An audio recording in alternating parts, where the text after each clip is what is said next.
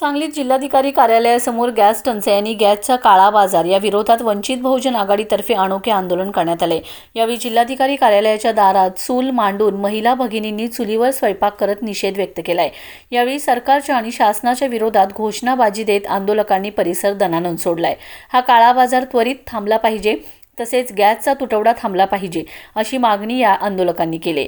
यावेळी आपल्या मागण्यांचे निवेदन जिल्हाधिकाऱ्यांना देण्यात आले। मी ॲडव्होकेट चारुता मोहन साबळे।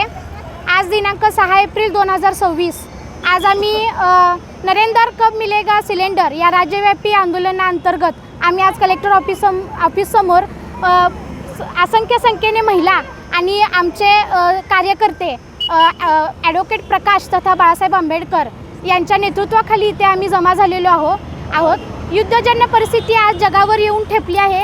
या काळात गॅसची प्रचंड टंचाई जाणवत आहे आणि यामध्ये सर्वसामान्य जनता ही होरपळून निघत आहे।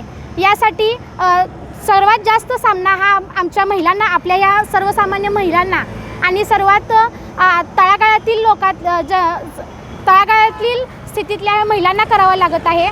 त्यामुळे टंचाई अतिशय जाणवत आहे आणि त्याचप्रमाणे त्याचे जास्त भाडे वाढवलेले आहे। त्यामुळे हे सर्वसामान्य जनतेसाठी ते विकत घेता येणे फार मुश्किल झालेले आहे।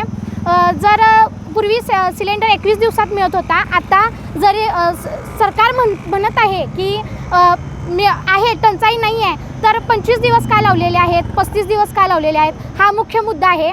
आणि यासाठी आम्ही प्रकाश तथा बाळासाहेब आंबेडकर यांच्या नेतृत्वाखाली आज इथं आम्ही असंख्य संख्येने त्या सरकारला जाब विचारण्यासाठी इथं आम्ही जमा झालेलो आहोत आणि या ठिकाणी आम्ही सरकारचा जाहीर निषेध इथं व्यक्त करत आहोत। जय भीम, जय बुद्ध, जय भारत।